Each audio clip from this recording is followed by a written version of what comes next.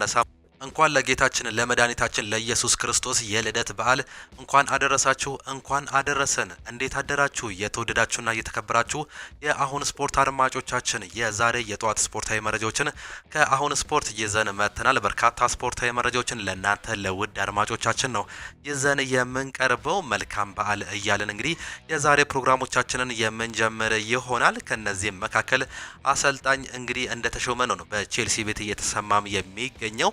ሊያም ሴኒየር እንግዲህ ወደ ቼልሲ መምጣት መቻሉ ነው እየተገለጸ የሚገኘው። ቼልሲ አዲስ አሰልጣኝ እንደ ሾሙ እየተገለጸም ይገኛል። በማንቸስተር ዩናይትድ ቤት ከሚሰሙ መረጃዎች መካከል እንግዲህ እስከ ክረምት የኬርቴከርነትን ሚና ምናልባትም አሰልጣኝ ኦሌ ጉናር ሶልሻየር በማንቸስተር ዩናይትድ ቤት ዳግም እድል ሊያገኙ እንደሚችሉ መረጃዎች እያሳዩም ይገኛሉ። በማንቸስተር ዩናይትድ ቤት እንዲሁ የምናነሳቸው መረጃዎች አሉ እጅግ በጣም ያልተጠበቁ ከአሰልጣኝ ሩበን አሞሪም ጋር ከተጫዋቾች ጋር እንዲሁም ደግሞ ከዋና አካላት ጋር የተሰሙ መረጃዎችን እንዲሁ የምናጋራችሁም ይሆናል። ሌሎችን መረጃዎችም ከማንቸስተር ዩናይትድ ቤት የምናነሳም ነው የሚሆነው። በማንቸስተር ሲቲ ቤት እንግዲህ አሰልጣኝ ፔፕ ጋርዲዮላ ሀሳባቸውንም አንስተዋል። በተለይም ከፕሬስ ኮንፈረንሳቸው ካነሱት ሀሳብ መካከል የጀስከስ ግቫርዲዮል ጉዳትን የሩበን ዲያዝን ጉዳትን ተከትሎ እንግዲህ አንዳንድ ተጫዋቾችን እየመለሱ እንደሆነ ይታወቃል። የተለያዩ ሀሳቦችን አንስተዋል። አርቴታ አርሰናልን እጅግ በጣም ሰርቶታል ሲሉ እንዲሁም ደግሞ አሰልጣኝ ሩበን አሞሪም ጥሩ አሰልጣኝ ነው ሲሉ ገልጸውታል። ስለሱም የምናነሳቸው መረጃዎች አሉ። ስለ ዝውውሮችም በርካታ የዝውውር መረጃዎችን ለእናንተ ለውድ አድማጮቻችን ይዘን ቀርበናል። መልካም በዓል ይሁንላችሁ እያልን እንግዲህ የዛሬ ፕሮግራሞቻችንን የምንጀምር ነው የሚሆነው። ዛሬ የሚጠበቁ በርካታ ጨዋታዎች አሉ። እሱን በመጠቆም እንጀምር። ዛሬ በእንግሊዝ ፕሪሚየር ሊግ በፌስቲቭ ፔሪድ እንግዲህ በርካታ ጨዋታዎች የሚደረጉ ይሆናሉ። ምሽት 4 ሰዓት ተኩል እንዲሁም ምሽት 5 ሰዓት ከሩብ ላይ የሚደረጉ በርካታ ጨዋታዎች አሉ። ከነዚህም መካከል በማንቸስተር በኢታድ ስቴዲየም እንግዲህ ማንቸስተር ሲቲ ብራይተን ኤንድ ሆቭ አልቢዮንን የሚያስተናግድበት ጨዋታ በርካቶቹ የሚጠብቁት ጨዋታ ነው። በተለይም ማንቸስተር ሲቲ ያለፈውን ጨዋታ ከቼልሲ ጋር የነበራቸውን ጨዋታ አንዳቻ ማጠናቀቃቸውን ተከትሎ እንግዲህ ከመሪው አርሰናል ጋር ያላቸው የነጥብ ልዩነት ወደ 6 ከፍ ማለቱ ይታወቃል። ይህንን የነጥብ ልዩነት እንግዲህ ለማጥበብ ዛሬ በሜዳቸውና በደጋፊዎቹ ፊት የሚያደርጉት ጨዋታ እጅግ በጣም ተጠባቂ ጨዋታ ነው። እንዲሁም ደግሞ ሌላኛው ብራይተን ኤንድ ሆቭ አልቢዮን ከተከታታይ ሽንፈቶች እንዲሁም ደግሞ አቻዎች በኋላ ወደ ድል መመለሱን ተመልክተንም ነበር። ባለፈው ጨዋታ ይህንንም ድል ለማስቀጠል የሚያደርገው ተጠባቂ ጨዋታ ነው። እነዚህ ሁለቱ ክለቦች እንግዲህ ለ35ኛ ጊዜ ነው በታሪካቸው የሚገናኙት። 20 ጊዜ ማንቸስተር ሲቲ ያሸነፈ ሲሆን 7ቱን ብራይተን አሸንፏል። 7ቱን ደግሞ በአቻ ውጤት ነው ማጠናቀቅ የቻለው። የመጨረሻ የእርስ በርስ 5 ግንኙነቶችን ስንመለከት አንዱን ብራይተን ያሸነፈ ሲሆን አንዱን በአቻ ውጤት፣ 3ቱን ደግሞ በማንቸስተር ሲቲ አሸናፊነት ነው መጠናቀቅ የቻለው። በዛሬው ጨዋታ ላይ እንግዲህ በማንቸስተር ሲቲ ቤት በርካታ ተጫዋቾች በጉዳት እንዲሁም ደግሞ በአፍሪካ ዋንጫ ምክንያት የማይገኙ ተጫዋቾች አሉ። ሩበን ዲያዝ ጉልበት ጉዳት ምክንያት እንግዲህ እንደማይገኝ ነው የተገለጸው። እንዲሁ የተከላካይ አማካይ የሆነው ኒኮ ጎንዛሌዝም እንዲሁ ጉዳት ላይ መሆኑ እየተገለጸም ይገኛል። ግቫርዲዮል ከባድ ጉዳት እንዳጋጠመው አሰልጣኙ እየገለጹ ይገኛሉ። ምናልባትም እንግዲህ ይህ ተጫዋች ለበርካታ ወራት ከሜዳ ይርቃል ሲሉ እንዲሁ በፕሬስ ኮንፈረንሳቸው መግለጻቸውንም ተመልክተንም ነበር። ሳቪኒዮም ጉዳት ላይ ይገኛል። ጆን ስቶንስ ሌላኛው የተከላካይ ስፍራ ተጫዋች እንግዲህ በመስል ኢንጁሪ ምክንያት በዛሬው ጨዋታ ላይ አይገኝም። ኦስካር ቦበም እንግዲህ በሃምስትሪንግ ጉዳት እንዲሁ የማይገኝ ተጫዋች መሆኑ ነው እየተገለጸ የሚገኘው። ኦማር ማርሚዮሽ በአፍሪካ ዋንጫ ምክንያት እንዲሁም ሪያን አይትኖሪ በአፍሪካ ዋንጫ ምክንያት የማይገኙ ተጫዋቾች ናቸው። ማቴዎ ኮቫቺች አሁንም ቢሆን እንግዲህ ከጉዳት ያልተነሳም ተጫዋች ነው። እነዚህ በርካታ ተጫዋቾች በማንቸስተር ሲቲ ቤት አይገኙም። ይህም እንግዲህ ምናልባትም በማንቸስተር ሲቲ ቤት ሌላኛው የፈተና ጊዜ እንደመጣ ፍንጭ ይሰጣል ሲሉ ነው እየገለጹ የሚገኙት። በተለይም በመከላከሉ ረገድ እንደ ሩበን ዲያዝ፣ ጀስከስ ግቫርዲዮል እና ኦስካር ቦብ የመሳሰሉ ተጫዋቾች እንግዲህ ጉዳት ላይ መሆናቸውን ተከትሎ በዚህ ጨዋታ ላይ አለመገኘታቸው ተከታታይ ጨዋታዎች ላይ ሊገኙ አለመቻላቸውን ተከትሎ ማንቸስተር ሲቲዎች እንዲሁ ፈተና ሊገጥማቸው እንደሚችል ነው እየተገለጸ የሚገኘው። ብራይተን ኤንድ ሆቭ አልቢዮን በኩል ደግሞ ያንኩባ ሚንቴ በጉዳት ምክንያት አይገኝም። ማትስ ኦልፈርም እንዲሁ ጉዳት ላይ ይገኛል። ካርሎስ ባሌባ በኢንተርናሽናል በአፍሪካ ዋንጫ ምክንያት የማይገኝም ተጫዋች ነው። ቲዝማስም እንዲሁ ጉዳት ላይ ይገኛል። አዳም ዎብስተር እንዲሁም ደግሞ ሶሊማርች በጉዳት ምክንያት የማይገኙ ተጫዋቾች መሆናቸውን ነው እየተመለከተን የምንገኘው። በሁለቱም ክለቦች መካከል እንግዲህ ኮከብ ጎል አግቢነትን እየመሩ የሚገኙ ተጫዋቾችን ስንመለከት ኤርሊንግ ብሮት ሃላንድ 19 ጎሎችንና 4 አሲስቶችን በ20 ጨዋታዎች በማስመዝገብ እንግዲህ በእንግሊዝ ፕሪሚየር ሊግ ኮከብ ጎል አግቢነትን እየመራ የሚገኝ ተጫዋች መሆኑ ይታወቃል። ሌላኛው ፊል ፎደን ነው። 7 ጎልና 2 አሲስት አስመዝግቧል። ሪያን ቸርኪ በዚህ ጊዜ እንግዲህ እጅግ በጣም ድንቅ አቋሙን እያሳየ የሚገኘው የፈረንሳይ ተጫዋች በማንቸስተር ሲቲ ቤት እንግዲህ 7 አሲስት እና 2 ጎሎችን ያስቆጠረም ተጫዋች ነው። ቲጃኒ ራይንደርስ 5 ጎል እና 2 አሲስት ያስመዘገበ ተጫዋች ሲሆን ብራይተን ኤንድ ሆቭ አልቢዮን በኩል ደግሞ ስንመለከት ዳኒ ሚታሂ ሚንሳህ ዊልቤክ 8 ጎሎችን አስቆጥሯል። ያንኩባ ሚንቴ በዛሬው ጨዋታ ላይ የማይገኘው የተጫዋች 4 አሲስት እና 1 ጎል ያስመዘገበ ተጫዋች ነው። ቫን ሃቼ 3 ጎል እና 1 አሲስት በማስመዝገብ እንግዲህ የሚጠቀሱ የብራይተን ተጫዋቾች መሆናቸው ነው እየተገለጸ የሚገኘው። ብራይተን ኤንድ ሆቭ አልቢዮን ዛሬ ከሜዳቸው ውጪ ከባድ ፈተና ይገጥማቸዋል ተብሎ ይጠበቃል። ሌላኛው ኤቨርተን ከወልቨርሃምፕተን ጋር የሚያደርጉት የሂል ዲኪንሰን ስቴዲየም ተጠባቂ ጨዋታ አለ። ይህም ጨዋታ ምሽት 4 ሰዓት ተኩል ላይ የሚጀምርም ጨዋታ ነው። በተለይም ያለፈውን ጨዋታ እንግዲህ ዌስትሃምን በሜዳውና በደጋፊዎች ፊት በሞሊኒክስ ስቴዲየም ወልቨርሃምፕተንን 3-0 በሆነ ውጤት ካሸነፉ በኋላ የዚህ ዓመት የመጀመሪያ 3 ነጥባቸውን መሰብሰብ ችሏል። በአጠቃላይ ወደ 6 ነጥብ ማደግ መቻላቸውን ተከትሎ እንግዲህ ዛሬም ከሜዳቸው ውጪ ለኤቨርተን ሌላም ፈተና ይሰጣሉ ተብሎ ይጠበቃል። በተለይም 2 ተከታታይ ጨዋታዎች ወልቨርሃምፕተን አልተሸነፉም። ከሜዳቸው ውጪ ሁለቱን ጨዋታዎች እንግዲህ እንዲሁ ተከታታይ ድል ወይም ደግሞ አቻዎችን ለማስመዝገብ ዛሬም የሚያደርጉት ጨዋታ ይጠበቃል። ወደ ኦልትራፎርድ አቅንተው አንዳቻ ያስመዘገቡት ጨዋታ በርካቶቹ የሚያስታውሱት ጨዋታ ነው። ከዛ 3-0 በሆነ ውጤት አሸንፈው እንዲሁ 3 ነጥብ መያዝም ችሏል። ዛሬ ከኤቨርተን ጋር የሚያደርጉት ጨዋታ ይጠበቃል። ያለፈውን ጨዋታ ኤቨርተን እንዲሁ በሜዳውና በደጋፊዎች ፊት እንግዲህ በብሬንትፎርድ ያልተጠበቀ የ4-2 ሽንፈት አስተናግዷል። ይህም ጨዋታ እንግዲህ ምናልባትም በሁለቱም ክለቦች መካከል የሚጠበቅ መሆኑ ነው እየተገለጸም የሚገኘው። ሌላኛው ፉላም ከቼልሲ ጋር የሚያደርጉት ጨዋታ ነው። ምናልባትም በዚህ ጨዋታ ላይ እንግዲህ አዲስ አሰልጣኝ የሶሞስ ቼልሲ እንግዲህ ዛሬ የመጨረሻ በኬርቴከርነት የሚያገለግለውን አሰልጣኝ የመጨረሻ ጨዋታው ሊሆን እንደሚችል ነው እየተገለጸ የሚገኘው። በክራቨን ኮቴጅ የሚደረግም ጨዋታ ነው። ቼልሲ እንግዲህ በተለይም ሊያም ሮዚኒየርን ካመጣ በኋላ እንግዲህ ሌላ ስታይል ያሳያል ተብሎ አይጠበቅም። በተለይም ይህ አሰልጣኝ ኤንዞ ማሬስካ ጋር ያጮት ስልት እንዲሁም ደግሞ ተቀራራቢነት ያለው መሆኑን ተከትሎ ቼልሲዎች ምናልባትም ከቅዳሜ ጀምሮ የሚደረጉ ጨዋታዎችን በዚህ አሰልጣኝ ስር እንዲሁ እንደሚመሩ ነው እየተገለጸም የሚገኘው። ዛሬ ከሜዳቸው ውጪ የሚያደርጉት ጨዋታም ይጠበቃል። በተለይም እንግዲህ ቼልሲዎች ካለፉት 5 ጨዋታዎች በ3ቱ አቻ ወጥተው በአንዱ ሽንፈት አስተናግደው እንዲሁ በአንዱ ማሸነፍም ችሏል። ተከታታይ 4 የመጨረሻ ጨዋታዎችን ማሸነፍም አልቻሉም። ያለፈውን ጨዋታ ግን በተለይም ከሜዳቸው ውጪ ወደ ኢትሃድ አቅንተው አንዳቻው የወጡበት ጨዋታ እጅግ በጣም ገራሚ እንዲሁ ደግሞ ጥሩ እንደነበር በርካቶቹም ያነሳሉ። እስከ 94ኛው ደቂቃ ላይ 1-0 ሲመሩ ቆይተው በ94ኛው ደቂቃ ላይ ኤንዞ ፈርናንዴዝ ባስቆጠረው ጎል እንዲሁ 1 ነጥብ ይዘው መመለሳቸውን እናስታውሳለን። ዛሬ ከሜዳቸው ውጪ ከፉላም ጋር የሚያደርጉት ጨዋታ ይጠበቃል። ካለፉት 5 ጨዋታዎች ፉላም ምንም አይነት ሽንፈት አላስተናገዱም። በ3ቱ ሲያሸንፉ በ2ቱ አቻ መውጣትም ችለዋል። ዛሬም የሚደረገው ጨዋታ በክራቨን ኮቴጅ የሚጠበቅ ነው። እነዚህ ሁለቱ ክለቦች በታሪካቸው በተገናኙበት ጊዜ ቼልሲ 53 ጊዜ ማሸነፍ የቻለ ሲሆን 27 ጊዜ በአቻ ውጤት አጠናቋል። 11ዱን ደግሞ እንዲሁ ፉላም ማሸነፍ መቻሉን ነው የተመለከትነው። የእርስ በርስ የመጨረሻ 5 ጨዋታቸውን ስንመለከት በቼልሲ በኩል እንግዲህ 4ቱን ያሸነፉ ሲሆን አንዱን ፉላም ማሸነፍ መቻሉን ነው እየተመለከትን የምንገኘው። ዛሬ የሚደረገው ጨዋታ እንዲሁ በሁለቱ ክለቦች መካከል የሚጠበቅም ጨዋታ ነው። በዛሬው ጨዋታ ላይ የማይገኙ ተጫዋቾችን ስንመለከት በቼልሲ በኩል የክንፍ የተከላካይ ስፍራ ተጫዋች የሆነው በዚህ ዓመት ድንቅ አቋሙን ያሳየው ማርኮ ኩሬላ በሃምስትሪንግ ጉዳት ምክንያት በዛሬው ጨዋታ ላይ እንዲሁ አይገኝም። ሌላኛው ሮሚዮ ላቪያ ነው። ይህ ተጫዋች እንግዲህ በርካታ የጉዳት ዝርዝሮች ያሉት ተጫዋች ሲሆን በዛሬው ጨዋታ ላይም የማይገኝ ተጫዋች ነው። ሌቪ ኮልዊል እንዲሁ ጉዳት ላይ ይገኛል። ዲያሮ ኦሱጎም በጉዳት ምክንያት የማይገኝ ተጫዋች ነው። ሞሴስ ካይሴዶ ግን ወደ ጨዋታ እንደሚመለስ ነው እየተገለጸ የሚገኘው። የዚህ ተጫዋች መመለስ ምናልባትም ዛሬ ይጠቅማል ተብሎ ይጠበቃል። ሌላኛው በፉላም በኩል እንግዲህ ባሲ በአፍሪካ ዋንጫ ምክንያት የማይገኝ ተጫዋች ነው። ኬኒ ቴቴ እንዲሁ ጉዳት ላይ ያለ ተጫዋች ሲሆን አሌክሲዮቢ በአፍሪካ ዋንጫ እንዲሁ አይገኝም። ራውል ሴሲኒዮን እንዲሁ በጉዳት ምክንያት እንደማይገኝ ነው እየተገለጸ የሚገኘው። እነዚህ ተጫዋቾች በዛሬው ጨዋታ ላይ አይገኝም። ሳሙኤል ቹኩዌዛና ሮድሪጎ ሙኒዝም በጉዳት ምክንያት እንደማይገኝ ነው እየተገለጸ የሚገኘው። የዛሬ ጨዋታ ላይ እንግዲህ ለውጦችን ይፈጥራሉ ተብሎ ከሚጠበቁ ተጫዋቾች መካከል አንደኞቹ ናቸው። በፉላም በኩል ሃሪ ዊልሰን 6 ጎልና 4 አሲስት በማስመዝገብ እንግዲህ በዚህ ዓመት ድንቅ ጊዜውን እያሳለፈ ይገኛል። ራውል ሄሚኔዝ 4 ጎልና 3 አሲስት በማስመዝገብ ይጠቀሳል። በዛሬው ጨዋታ ላይ የማይገኘው ቺኩዌዛ 4 አሲስት እና 2 ጎል ያስቆጠረም ተጫዋች ነው። በተለይም እንግዲህ ፉላም ያለፈውን ጨዋታ በሜዳቸውና በደጋፊዎች ፊት እጅግ በጣም ድንቅ ያልተጠበቀ ያቻ ውጤትን እንዲሁ ማስመዝገባቸውን እናስታውሳለን። ሊቨርፑልን አስተናግደው እስከ 97ኛው ደቂቃ ላይ በተለይም እስከ 90ኛው ደቂቃ ላይ አንዳቻ ነበሩ። በ94ኛው ደቂቃ ላይ ኮዲ ጋክፖ ባስቆጠረው ጎል 2-1 ሲመሩ ቢቆይም በ97ኛው ደቂቃ ላይ ሬድ ባስቆጠረው ጎል እንግዲህ እጅግ በጣም አስገራሚ ጎል አንዳንድ ነጥብ እንዲሁ ይዞ መውጣታቸውን እናስታውሳለን። በቼልሲ ቤት ዛሬ ከሚጠበቁ ተጫዋቾች መካከል ዣኦ ፔድሮ ይጠቀሳል። 6 ጎልና 3 አሲስት በማስመዝገብ በዚህ ዓመት የቼልሲን ኮከብ ጎል አግቢነት እየመራ የሚገኝ ተጫዋች ነው። ፔድሮ ኔቶ 5 ጎልና 3 አሲስት ያስመዘገበ ሲሆን ኤንዞ ፈርናንዴዝ 6 ጎልና 1 አሲስት አለው።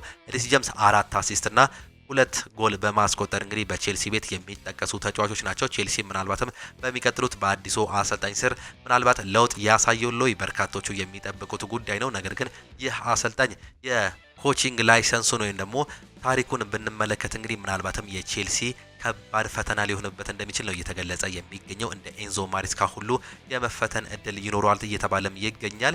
በሚመጣበት ሰዓት ግን ይህንን ያስተካክላሉ አብረን የምንመለከት ነው የሚሆነው። ሌላኛው በዚሁ ሰዓት በምሽት 4 ሰዓት ተኩል የሚጠበቁ ጨዋታዎችን ስንመለከት ክሪስታል ፓላስ ከአስቶን ቪላ ጋር የሚያደርጉት ጨዋታ ይጠበቃል። በሴልሃርስት ፓርክ ስቴዲየም የሚደረግ ጨዋታ ነው። አስቶን ቪላዎች እንግዲህ ከተከታታይ 11 ድል በኋላ በአርሰናል ከተሸነፉ በኋላ እንዲሁ ዳግም ወደ ድል መመለሳቸውን ተመልክተንም ነበር። ባለፈው ጨዋታ 3-1 በሆነ ውጤት እንዲሁ ኖቲንጋም ፎረስትን አሸንፈዋል። ዛሬም ከሜዳቸው ውጪ ከክሪስታል ፓላስ ጋር የሚያደርጉት ጨዋታ ይጠበቃል። ክሪስታል ፓላሶችን ስንመለከት ያለፉትን ተከታታይ 6 ጨዋታዎች ማሸነፍ አልቻሉም። በ5 ሲሸነፉ በአንዱ እንዲሁ አቻ መውጣታቸው ነው እየተመለከትን የምንገኘው። በዚህም የተነሳ የኡናይ ኤምሪዮ አስቶን ቪላ ዛሬም ቅድሚያ ግምት የተሰጠው ክለብ መሆኑን እየተመለከትን እንገኛለን። እነዚህ ሁለቱ ክለቦች በታሪካቸው በተገናኙበት ጊዜ አስቶን ቪላ 21 ጊዜ ማሸነፍ እየቻለ ሲሆን 15ቱን በአቻ ውጤት አጠናቀዋል። 19ኙን ክሪስታል ፓላስ ነው ማሸነፍም እየቻለው። በዛሬው ጨዋታ ላይ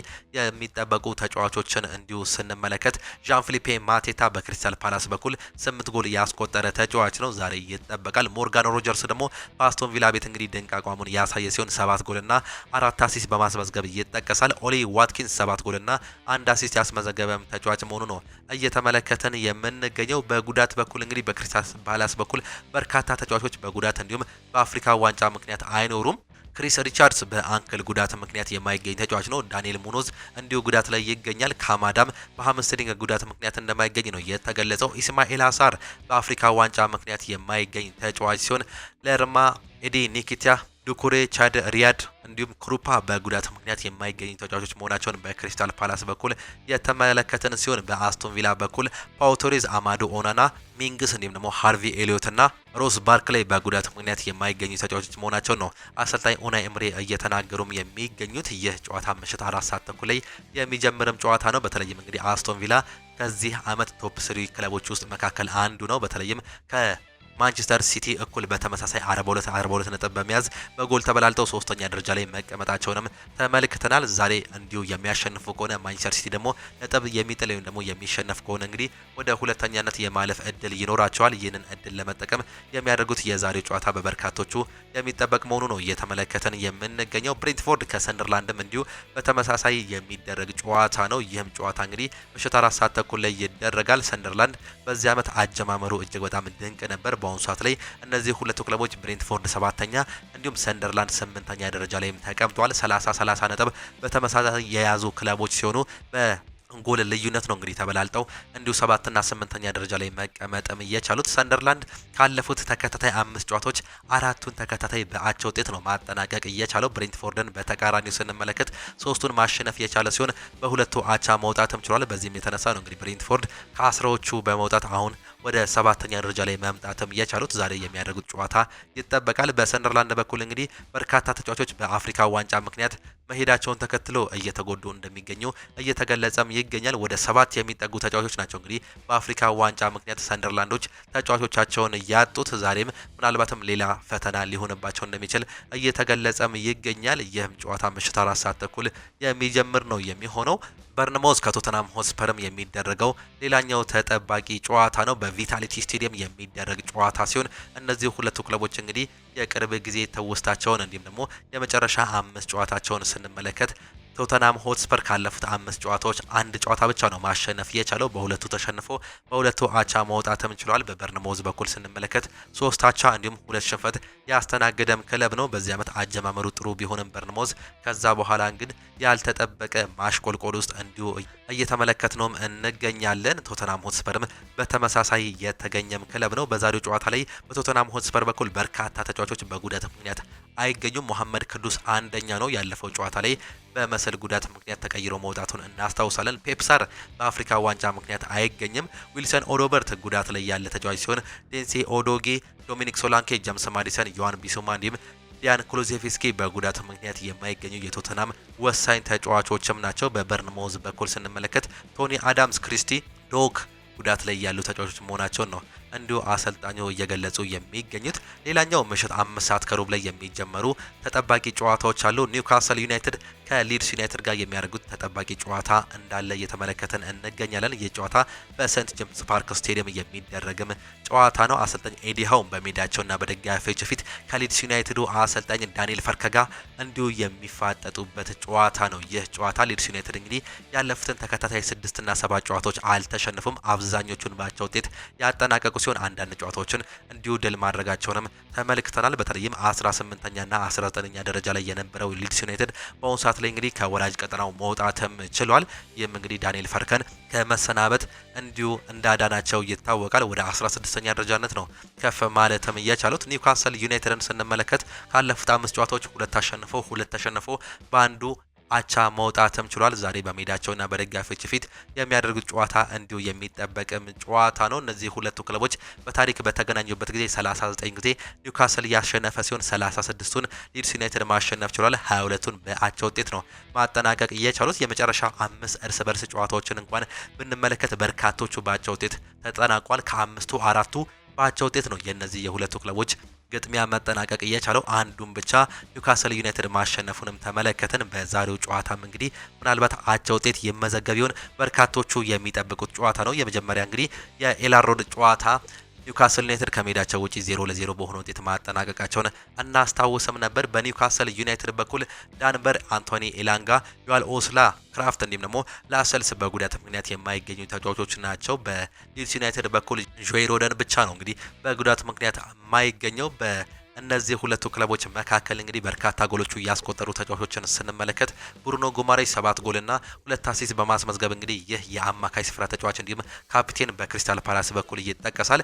ኒክ ወልተማዴ በተመሳሳይ 7 ጎልና 1 አሲስት ያስመዘገበ ሲሆን በሊድስ ዩናይትድ በኩል ደግሞ ዶሚኒክ ካልቨርት-ሎይን ተከታታይ ጨዋታዎች ላይ ጎል እያስቆጠረም ይገኛል። ያለፈው ጨዋታ ላይ ብቻ ነው ጎል ማስቆጠርም ያልቻለው። ዶሚኒክ ካልቨርት-ሎይን 8 ጎሎችን በማስቆጠር የሚጠቀስ ተጫዋች ነው። አንቶኒ ስታች 3 ጎልና 2 አሲስት ያስመዘገበ ተጫዋች መሆኑን ነው እየተመለከተን የምንገኘው። ሉካስ ኒሜቻም ይህ ተጫዋች እንግዲህ ተቀይሮ እየገባ 4 ጎል ማስቆጠር እንደቻለ ነው እየተመለከተን የምንገኘው። ሌላኛው ምሽት 5 ሰዓት ከሩብ ላይ ከሚደረጉ ጨዋታዎች መካከል በርንሌይ ከማንቸስተር ዩናይትድ ጋር የሚደረገው ተጠባቂ ጨዋታ አለ። ማንቸስተር ዩናይትድ አሰልጣኝ ሩበን አሞሪምን ካሰናበተ በኋላ በኬርቴከርነት በዳላን ፍሬድቸር እየተመራ የመጀመሪያ ጨዋታውን ዛሬ የሚያደርግ ነው የሚሆነው።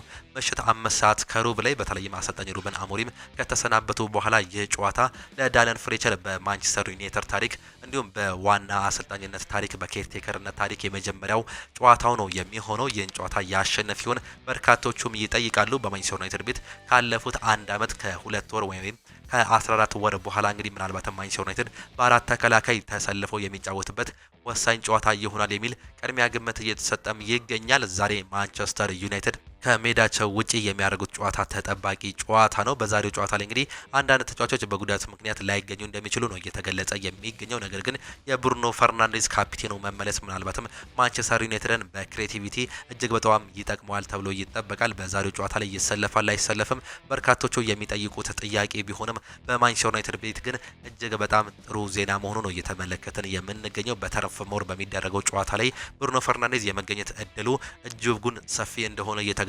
ይገኛል። ብራያን ምቤሞ፣ አማድ ዲያሎ እንዲሁም ኑሴር ማዝሬ በአፍሪካ ዋንጫ ምክንያት የማይገኙ ተጫዋቾች ሲሆን ሁለቱ የተከላካይ ስፍራ ተጫዋቾች ማቲያስ ደሌት እንዲሁም ደግሞ ሃሪ ማጉዌር በጉዳት አይገኝም። ሜሰን ማውንትም እንዲሁ የመገኘት እድሉ አሳሳቢ እንደሆነ ነው እየተገለጸ የሚገኘው። ኮቢ ማይኖም እንዲሁ የማይገኝም ተጫዋች ነው። በዛሬው ጨዋታ ላይ እንግዲህ ከሚጠበቁ የማንቸስተር ዩናይትድ ተጫዋቾች መካከል ማቲያስ ኩኛ ይጠቀሳል። ይህ ተጫዋች በማንቸስተር ዩናይትድ ቤት 4 ጎልና 1 አሲስት ያስመዘገበ ተጫዋች ነው። ብሩኖ ፈርናንዴዝ እንግዲህ 7 አሲስትና 5 ጎል በማስመዝገብ በማንቸስተር ዩናይትድ ቤት ተጠቃሽ ተጫዋች እንደሆነ ይታወቃል። በአሰልጣኝ ሩበን አሞሪም ስር ወደ ዲፌንሲቭ ሚድፊልደርነት የተሳበው ብሩኖ ፈርናንዴዝ ምናልባትም በዛሬው ጨዋታ ላይ የሚሰለፍ ከሆነ አንድ አመታት በኋላ እንግዲህ ወደ 10 ቁጥር ቦታነት ተመልሶ ምናልባትም ጨዋታውን ያደርጋል ተብሎ ይጠበቃል።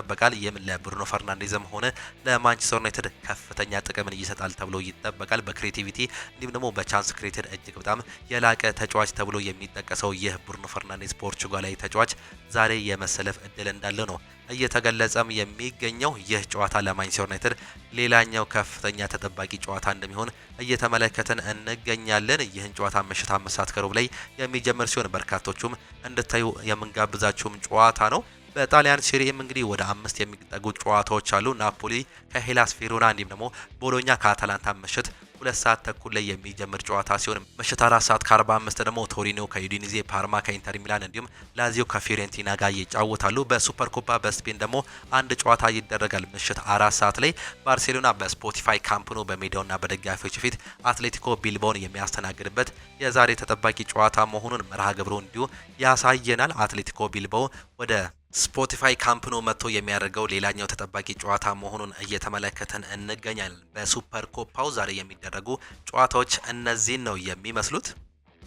ወደ ሌሎች መረጃዎቻችን ስናልፍ እንግዲህ ከዛሬ ጨዋታ በፊት አሰልጣኝ ፔፕ ጋርዲዮላ ሀሳባቸውንም ሰጥተው ነበር። ፔፕ ጋርዲዮላ ሲናገሩም አርሰናል በጣም ጠንካራ ሆኗል ሲሉ ነው እየገለጹ የሚገኙት። እንዲሁም አሰልጣኝ ሩበን አሞሪም ምርጥ አሰልጣኝ ነው ሲሉም ተናግሯል። የማንቸስተር ሲቲ ዋና አሰልጣኝ ፔፕ ጋርዲዮላ አሰልጣኞች ራሳቸውን ለማሳየት በቂ ጊዜ እያገኙ አይደለም በሚለው ሀሳብ እንደሚስማሙ ነው እየገለጹ የሚገኙ። ስለ አሰልጣኝ ሩበን አሞሪም ስንበት ያነሱት ፔፕ ጋርዲዮላ ሩበን አሞሪም ምርጥ አሰልጣኝ ነው፣ ክለቡ ውሳኔውን ወስኗል፣ ነገር ግን ለሱ ምርጡን እመኛለሁ በማለትም ነው በመጨረስም ወይም ደግሞ ማጠቃለልም እየቻሉት አሰልጣኞች በቂ ጊዜ እያገኙ ስላልሆኑ የተጠየቁት አሰልጣኙ ትክክል ነው ያሉ ሲሆን ኤንዞ ማሬስካን ማንሳት እንችላለን ሲሉ ጨምረውም እንዲሁ ተናግሯል። አርሰናል በጣም ጠንካራ ቡድን ነው፣ ካለፈው ዓመት በጣም ጠንካራ እንደሆነ እንዲሁም ቡድኑ ከጊዜ ጊዜ ወደ ተሻለ ደረጃ እንደሚገኝ እንዲሁ እያስመለከተን እንዲሁም እያሳመነን ይገኛል ሲሉ ነው እየገለጹ የሚገኙት። በማንቸስተር ሲቲ ቤት እንግዲህ ተጫዋቾች ለረጅም ጊዜ ከጉዳት ሊርቁ እንደሚችሉ እየተገለጸም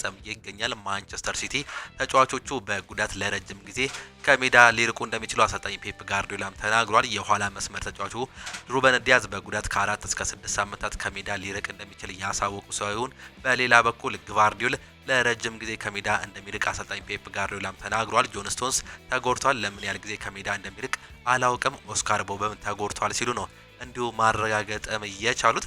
በቼልሲ በኩል እንግዲህ አሰልጣኝ እንዳስፈረሙ ነው የተገለጸው። የምዕራብ ለንደኑ ክለብ ቼልሲ አሰልጣኝ ሊያም ሮዚኔርን በዋና አሰልጣኝነት መሾሙም ይፋ አድርጓል። እንግሊዛዊ አሰልጣኝ ሊያም ሮዚኔር ቼልሲን ለ6 ዓመታት ለማሰልጠን እስከ 2032 ድረስ የሚቆይ ውልም ተፈራርመዋል። አሰልጣኙ ከፊርማው በኋላ ክለቡ ተፎካካሪ እንዲሁም በትልቅ ደረጃ አሸናፊ ቡድን ለማድረግ በየቀኑ ያለኝን ሁሉ እሰጣለሁ በማለትም ሀሳባቸውን መናገራቸው ነው እየተመለከተን የምንገኘው። በቼልሲ ቤት ከሚነሳው ሌላኛው መረጃ መካከል እንግዲህ የራሂም ስተርሊንግ እንዲሁም የቼልሲ ቆይታም ነው እየተነሳም የሚገኘው። እንግሊዛዊ የፊት መስመር ተሰላፊ የሆነው ራሂም ስተርሊንግ አሁን ላይ ከቼልሲ ዋናው ቡድን ተገለው ልምምድ እየሰራም ይገኛል።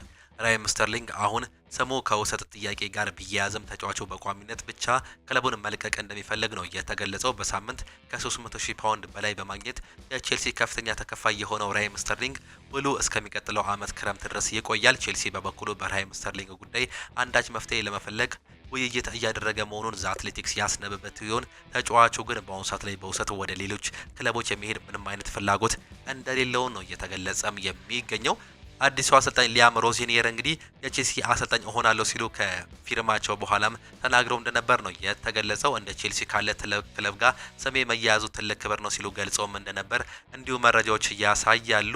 አሰልጣኙ ሲናገሩ እንግዲህ ቀጣዩ የቼልሲ አሰልጣኝ እሆናለሁ ሲሉ አረጋግጠውም ነበር። ይህ የማይታመን እድል ነው፣ የማይታመንም ክለብ ነው፣ የዓለም ሻምፒዮን ነው፣ አስደናቂ ተጫዋቾች እንዲሁም ደጋፊዎች አሉት፣ ለኔ ወደ ቤት እንደመመለስ ነው ሲሉ መግለጻቸው የተመለከተ ሲሆን አሰልጣኙ እንዲሁ በአሰልጣኝነት ቦታቸው እጅግ በጣም ደስተኛ መሆናቸው ነው የተገለጸው።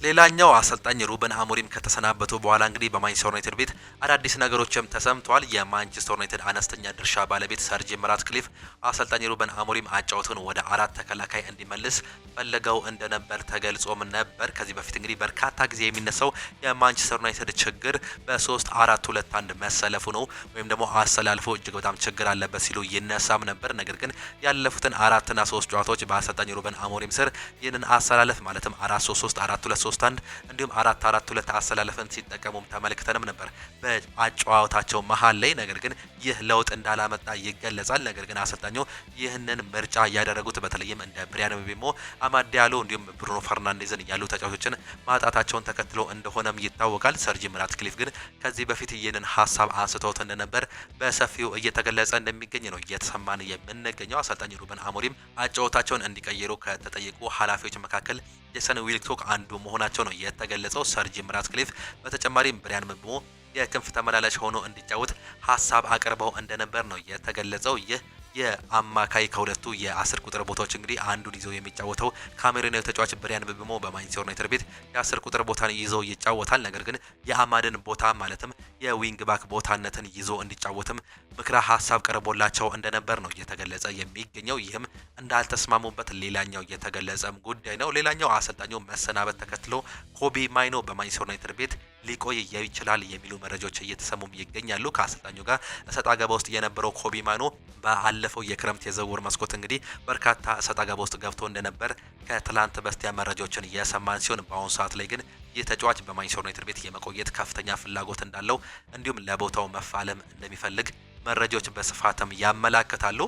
አንቷን ሴሜንዮ ለምን ማንቸስተር ዩናይትድን አልፈለግም አለ የሚለው ጥያቄዎችም እንግዲህ በአሁኑ ሰዓት ላይ እየተነሱም ነው የሚገኙት። ባለፈው ክረምት አሰልጣኝ ሩበን አሞሪም እንዲሁም ደግሞ ጄሰን ዊልኮክ አንቶን ሴሜንዮን ለማስፈረም አነጋግረውት እንደነበር ይገለጻል። ይሁን እንጂ ማንቸስተር ዩናይትድ ዋጋው 5 ሚሊዮን ፓውንድ ስለቀነሰ ብሪያን ምቤሞን መምረጣቸው ነው የተገለጸው። የክለቡ ውሳኔ አንቷን ሴሜንዮን ማበሳጨቱ እንዲሁም በጥር ሲጠይቁት ለማነጋገር ፈቃደኛ ላይሆን እንደተቻለ ነው እየተገለጸ የሚገኘው። በአሁኑ ሰዓት ላይ ከማንቸስተር ሲቲ ጋር ሙሉ ስምምነት ላይ ኦልሞስት ደርሷል የሚባለው ይህ አንቷን ሴሜንዮ በአሁኑ ሰዓት ላይ ወደ ኢታድ ወደ ውሃ ሰማዮቹ የሚሄድ እድሉም ሰፊ እንደሆነ ነው የተገለጸው። ከአሰልጣኝ ሩበን አሞሪም ጋር የሚነሳው ሌላኛው መረጃ እንግዲህ ሊሳንድሮ ማርቲኔዝ ጋር ግጭት ውስጥ እንደገቡ እንደነበር ዘ አትሌቲክስ አስነብቧል። በታህሳስ ወር ውስጥ በአሰልጣኝ ሩበን አሞሪም እንዲሁም ሊሳንድሮ ማርቲኔዝ መካከል ግጭት ተፈጥሮ እንደነበርም ተሰምቷል። በወቅቱ ሊሳንድሮ ማርቲኔዝ ለመጫወት ዝግጁ እንደሆነ እንዲሁም አሰልጣኙ እንደመረጠው እንዳልሆነ እንደተሰማው የተገለጸ ሲሆን ማንቸስተር ዩናይትድ አሰልጣኙን ቢያሰናበትም በጥር የዝውውር መስኮት የያዘውን እቅድ ግን እንደማይለውጥ አሁንም አንዳንድ መረጃዎች በማንቸስተር ዩናይትድ በኩል እየተሰማም ይገኛል። ሌላኛው በአሁኑ ሰዓት ላይ እየሰማን ከምንገኛቸው መረጃዎች መካከል እንግዲህ በማንቸስተር ዩናይትድ ቤት ኦሌ ጉናር ሶልሼር ይመለሱ ይሆን የሚሉ ጥያቄዎች እየበዙም ይገኛሉ። አሰልጣኝ ሩበን አሞሪም ያሰናበተው ማንቸስተር ዩናይትድ ዳረን ፍሬቸርን በጊዜያዊነት እንዲሁ መሾሙ ይታወቃል። ዳረን ፍሬቸር በቀጣይ 2 ጨዋታዎች ማንቸስተር ዩናይትድን ይመራል ተብሎ ይጠበቃል። ማንቸስተር ዩናይትድ በቀጣይ እስከ ውድድር ዓመቱ መጨረሻ ሌላ ጊዜያዊ አሰልጣኝ ይሾማሉ ተብሎ የሚጠበቅ ሲሆን የቀድሞ የክለቡ አሰልጣኝ እንዲሁም ተጫዋች የሆኑት ኦሌ ጉናር ሶልሼር ጥያቄ ከቀረበላቸው ወደ ቡድኑ ለመመለስ በጣም ደስተኛ መሆናቸው ፋብሪዚዮ ሮማኖ እየገለጸም ይገኛል። በአሁኑ ሰዓት ላይ ምንም የተፈጠረ ነገር እንደሌለ ነገር ግን የውስጥ ንግግሮች መኖራቸው ፋብሪዚዮ የገለጸ ሲሆን ክለቡ እስከ ውድድሩ ዓመቱ መጨረሻ ቋሚ አሰልጣኝ ላይቀጥር እንደሚችል መዘገቡ የሚዘረጋ ጉዳይም አይደለም። በአሁኑ ሰዓት ላይ ይህ መረጃን በማንቸስተር ዩናይትድ ቤት መስማታችንን ተከትሎ እንግዲህ ኦሌ ጉናር ሶልሼር ይህ ነገር እንዳስደሰታቸው ነው መረጃዎች በስፋትም እያመላከቱም የሚገኙት። ወደ ማንቸስተር ዩናይትድ መመለስ እንደሚፈልጉም ፍንጮች እየበዛም ይገኛል። ሌላኛው ጆኒ ኢቫንስ ወደ አሰልጣኝነት ሊመጣ የሚችልበት እድል እንዳለም ነው እየተገለጸ የሚገኘው። ማንቸስተር ዩናይትድ ኦሌ ጉናር ሶልሼርን እስከ ውድድር ዓመቱ መጨረሻ በጊዜያዊነት አሰልጣኝ ለመሾም እያሰበ መሆኑ የተገለጸ ሲሆን በተጨማሪም ጆኒ ኢቫንስ የአሰልጣኝ ቡድኑን አባል በማድረግ ወደ ቡድኑ ለመመለስ እቅድ መኖሩ ዘ አትሌቲክስ አስነብቧል። ማንቸስተር ዩናይትድ ዛሬ ከበርንሌይ ጋር በሚያደርገው ጨዋታ ዳረን ፍሬቸር ቡድኑን የሚመራ ሲሆን አሰልጣኝ ዳረን ፍሬቸር ትላንትና ከሰዓት በኋላ ጋዜጣዊ መግለጫ እንዲሁ እንደሰጠም ነው እየተመለከትን የምንገኘው። እሱንም በስፋት የምንመለከት ነው የሚሆነው። በተለይም ይህ አሰልጣኝ በኬርቴከርነት ከመጣም በኋላ የአርሰናል ቀጣይ ተደራራቢ ጨዋታዎችን እንመልከት። የሰሜን ለንደን ክለብ አርሰናል በቀጣይ 10 ቀናት ውስጥ 4 ጨዋታዎችን የሚያደርጉም ይሆናሉ። መድፈኞቹ በ10 ቀናት ውስጥ የሚያደርጓቸው 4 ጨዋታዎች ሁሉንም ከሜዳቸው ውጪ ተጉዘውም ያደርጋሉ። አርሰናል በ10 ቀናት ውስጥ በአራት ውድድሮች ከሜዳ ውጪ የሚጫወት በታሪክ የመጀመሪያው የእንግሊዝ ክለብ ሊሆን እንደሚችል ነው እየተገለጸ የሚገኘው በመርሃ ግብሩም ምክንያትም ማለት ነው። መርሃ ግብሮችን ስንመለከት እሁድ ዕለት ከፖርትስማውዝ ጋር በኤፍኤ ካፕ የሚጫወት ይሆናል። እንዲሁ በካራቦ ካፕ ደግሞ በለንደን ደርቢ ከቼልሲ ጋር ከሜዳቸው ውጪ እንዲሁ የሚጫወቱም ይሆናሉ። ከኖቲንጋም ፎረስት በእንግሊዝ ፕሪሚየር ሊግ እንዲሁም በሻምፒየንስ ሊጉ ደግሞ ከኢንተር ሚላን ጋር የሚያደርጉት ጨዋታ ይጠበቃል። መድፈኞቹ ከዛ በፊት ሐሙስ ከሊቨርፑል ጋር በሚያደርጋቸው ተጠባቂ የእንግሊዝ ፕሪሚየር ሊግ ጨዋታ የሚያደርጉም ይሆናሉ። ይህም ለአርሰናል ለሚኬል አርቴታም እንዲሁም ለክለቡ ፈታኝ ሊሆን እንደሚችል ነው እየተገለጸም የሚገኘው። ይህንን በድል የሚወጡ ከሆነ ምናልባትም እንግዲህ አሰልጣኝ ሚኬል አርቴታ ለዋንጫም የሚቀርቡበት እድል እጅግ በጣም እየሰፋም ይመጣል። በተለይም እነዚህን ከባባድ ጨዋታዎች ለምሳሌ ያክል እንግዲህ ሊቨርፑልን፣ ቼልሲን እንዲሁም ደግሞ ኢንተር ሚላንን ማሸነፍ የሚችሉ ከሆነ እንግዲህ በርካታ ቀላል ነገሮችን ሊያጋጥሟቸው እንደሚችል እየተገለጸም ይገኛል። ይህም ለአርሰናል ጠቃሚ እንደሆነ ነው እየተገለጸ የሚገኘው። ነገር ግን ፈታኝ ጊዜ ሊሆን እንደሚችል መረጃዎች እያሳዩም ይገኛሉ። ይህም ፈተና ሊሆንም ይችላል።